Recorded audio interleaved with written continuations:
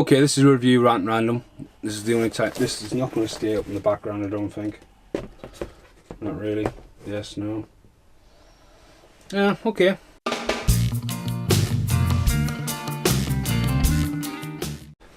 Okay, so that falls off in the background in the meantime. Basically, recently I've been buying a few different things, like the Terror Dogs, and I'm not even going to bother breaking my display. I'll do an outtake. Last night I watched Ghostbusters again. With Brit. Brit's never seen it. Ghostbusters is one of the oldest VHSs I remember buying. The first one I remember buying was Robin Hood, Prince of Thieves with my own pocket money. But my mum said I could buy it. And, sorry. And, there it is. Oop. Always keeping stuff. Now I love this steelbook, because it's got Stay Puft Marshmallow on the background. Everything is in the background there, including Slimer, Stay Puft. Right, okay. So this is a review round random. There's plenty of stuff on my channel with Ghostbusters, rants about the new film, might eventually do the commentaries, got a few pop vinyls, hats and loads of random stuff. Okay. Right, so I revisited this last night, and with Brit, you know, a girl who's nearly 30, has never seen the Ghostbusters. I was like, really? Jesus Christ. Do you not have video players in the sands of the south? Fucking hell.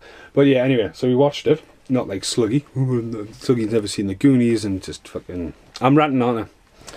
You know, it's quite traumatising to think someone's never seen the Goonies. Ghostbusters, it's really questionable, but the Goonies, like, for fuck's sake, Sluggy. Anyway, revisiting this film now, when I'm just looking there, it's a PG, right?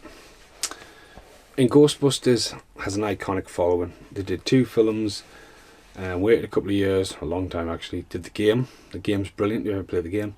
And then we got the reboot, which has now been called Answer the Call. And yeah, review out randoms. I definitely want to do the second one, but yeah, might do the third one again. Watching the film back, it is a really well made film. And you can see Dan Aykroyd's love and passion fucking glows through the screen. And this guy really believes what he's saying.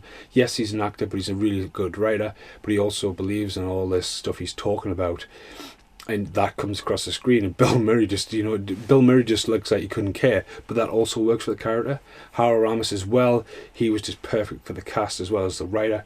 And then you got Ernie Hudson in there. Who Ernie Hudson gets a bit of a bad rep. Yes, it's meant to be Eddie Murphy. Or was meant to be Eddie Murphy. But even at the end credits, he's the last... Everyone else, I mean, Annie Potts gets the Ghostbusters What Do You Want? She gets a name above Winston. And you think, and it's not even Ernie Hudson. Walter Peck, you know, William Alderton gets his name above it. And yes, he was probably famous off Die Hard. And also Apollo. Was it not Apollo? You're the Twinkle Man. Forgetting his name.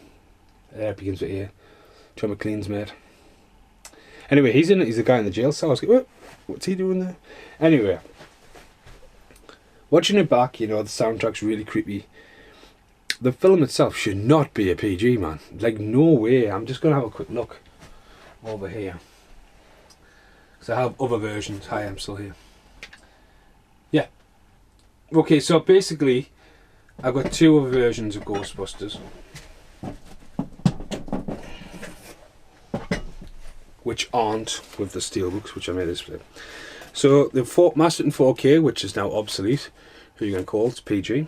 And then Ghostbusters 1 and 2, which they brought out together, and for a long time, for I think the only time away from the steelbooks, the only way you can get the second one, it's now a 12. This doesn't have the audio commentary on, so it could be to do with the commentary, which I think on the DVD, well, saying that, no, because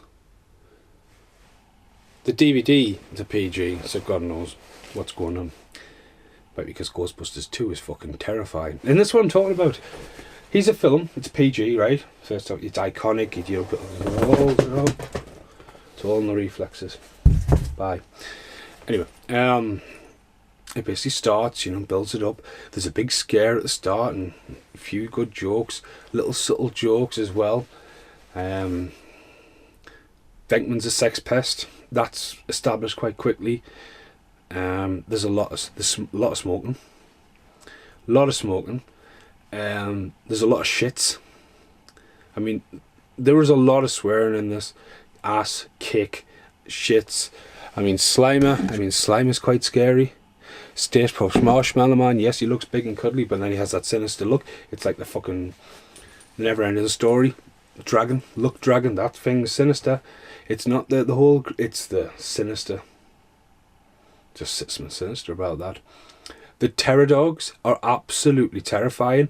And yes, maybe they do look a bit funny now, jumping across the street and look almost like clay animation. No disrespect to the creator of this critter right now, but almost see just like jumping across the screen. When it's sitting there, perched, like, you know, as an actual physical puppet, that's terrifying. Hands coming out the fucking...